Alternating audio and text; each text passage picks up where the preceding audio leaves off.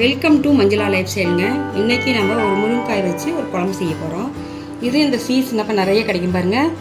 இப்போ நான் ஒரு ஒரு ஒரு 7-8 முருங்கைக்காயை பாருங்கள் இந்தமாரி கட் பண்ணி வச்சுருக்கேன். நீங்கள் இந்தமாரி கட் பண்ணிக்கங்க. நான் சுத்தமாக கழுவி கட் பண்ணி வச்சுருக்கேங்க. இது பெரிய வெங்காயம் வந்து ஒரு 4-5 வெங்காயத்தை கட் பண்ணி வச்சுருக்கேங்க. தக்காளி பழம் பாருங்கள், ஒரு 3 தக்காளி, ஒரு 3-4 தக்காளி எடுத்து நான் கட் பண்ணி வச்சுருக்கேன். இது கருவேப்பிலை தாளிக்கிறதுக்கு. இதுக்கு வந்து மசாலா தூள் வந்து நான் சாம்பார் தூள் 2 ஸ்பூன் எடுத்துருக்கேங்க. வரமிளகாத்தூள் 1 ஸ்பூனுங்க, மஞ்சத்தூள் 1 ஸ்பூனுங்க. இதுக்கு 1 கட்டி பூண்டு, தேவையான அளவு உப்பு, தாளிக்கிறதுக்கு கடுகு உளுத்தம் பருப்பு, ஆயில், தேவையான அளவு ஆயில். இப்போ இதை வச்சு நம்ம ஒரு கிரேவி மாரி நம்ம செய்ய போகிறோங்க. இப்போ சீசன் அப்போ நம்ம இந்தமாரி செஞ்சு சாப்பிட்லாம். இத்தனை நாள் வந்து முருங்கைக்காய் கிடைக்காதப்ப செய்ய முடியாது. இப்போ நம்ம சீசன் கிடைக்கிறப்ப நம்ம இந்தமாரி செஞ்சு சாப்பிட்றாங்க. நம்ம எப்பயுமே சாம்பார் பருப்பு அது இதுன்னு போடுறப்ப இந்தமாரி ஒரு தடவை நீங்கள் செஞ்சு கொடுத்து பாருங்கள், நல்லாயிருக்கும். சாப்பாடு பிணைஞ்சு சாப்பிட்டிங்கன்னா நல்லாயிருக்கும். வாங்க நம்ம வீடியோக்குள்ள போகலாம். பாருங்கள், இப்போ வடைச்சிட்டு வச்சாச்சு. இப்போ எண்ணெய் தேவையான அளவு எண்ணெய் ஊற்றிக்கலாங்க.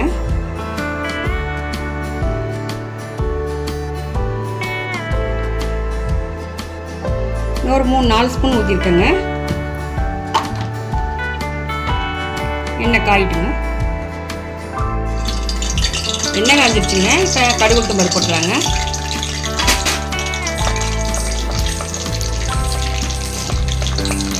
இது வந்து நம்ம தண்ணியாட்டு வைக்கிறது இல்லைங்க, ரொம்ப கெட்டியாகவும் வைக்க மாட்டோம். ஓரளவுக்கு பெரட்டின மாரி செஞ்சோம்னா சாதத்தில் போட்டு பிசைஞ்சு சாப்பிடணும், நல்லா இருக்குங்க. நம்ம சீசன் அப்போ இந்த மாரி செஞ்சுக்கலாம்.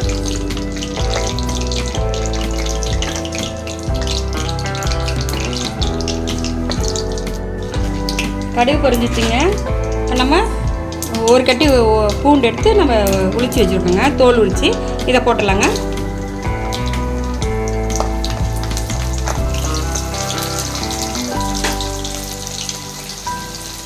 இப்போ ஒரு 4-5 வெங்காயத்தை அரிச்சு கட் பண்ணி வச்சுருக்கேன். நீங்கள் இந்தமாரி போட்டுடலாம்.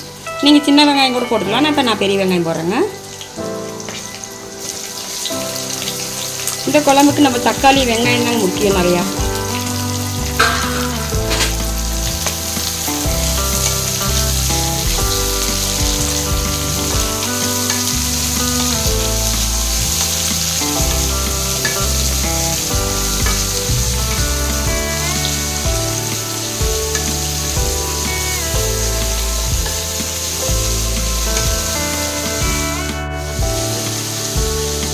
நம்ம தக்காளி போட்டுடலாங்க.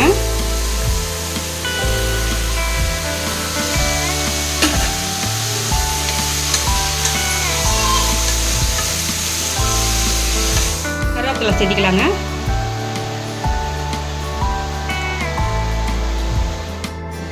இப்போ இதுக்கு தேவையான அளவு உப்பு சேர்த்திக்கலாங்க. உப்பு போட்டோம்னா நல்லா வணங்கும். இப்போ கொஞ்சம் நேரம் இது வணங்கிட்டுங்க. ஒரு 5 நிமிஷம் வணங்கிட்டுங்க. அதுக்கப்புறம் மித்தெல்லாம் சேர்த்திக்கலாம். இப்போ வணங்கட்டுங்க. இப்போ நம்ம மூடி போட்டு ஒரு 5 நிமிஷம் மூடி போட்டு வணக்குவோங்க. மூடி போட்டோம்னா சீக்கிரம் வணங்கிக்குங்க.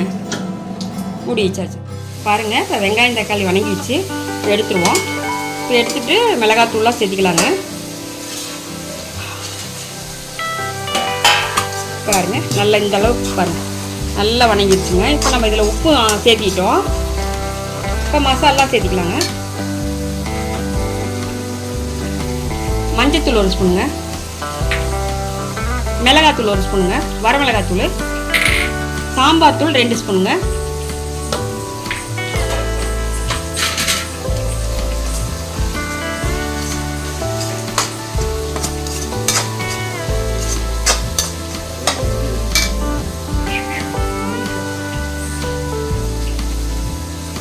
நம்ம வெட்டி வச்சிருக்க முருங்கைக்காய் நம்ம சேர்த்திக்கலாம்.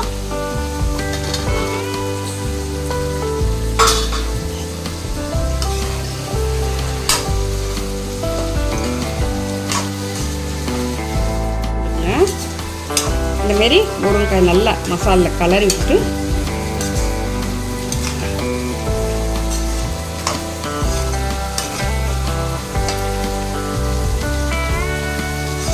முருங்கைக்காய் நல்லா நம்ம வணக்கிட்டோம். இந்த இதுலேயே மசாலு தேங்காய் வெங்காயம் தக்காளி வணக்கிறதுலையே இப்போ முருங்கைக்காய் போட்டு நம்ம வணக்கி விட்டாச்சு பாருங்க. இப்போ இது தண்ணி ஊற்றிடலாம். இப்போ நான் இதுக்கு வந்து 1 சொம்பு தண்ணி ஊற்றுறேங்க.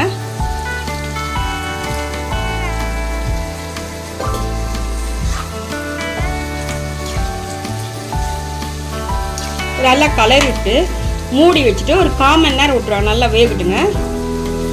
மறுபடியும் தண்ணி பத்தலைன்னா அதுக்கப்புறம் மறுபடியும் சேர்த்திக்கலாம். இப்போ வேண்டாம், மறுபடியும் காய் வெந்ததுக்கப்புறம் பார்ப்போம். பத்தலைன்னா மறுபடியும் ஒன்று வந்து சேர்த்திக்கலாங்க.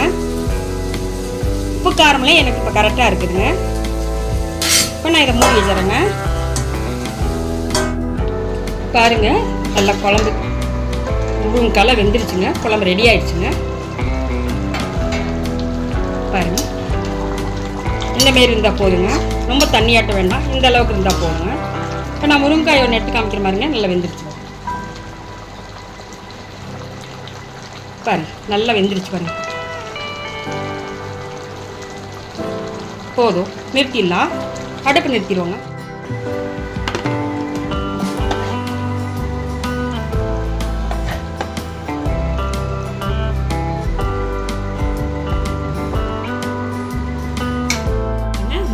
முருங்கைக்காய் கிரேவி ரெடி ஆயிடுச்சுங்க.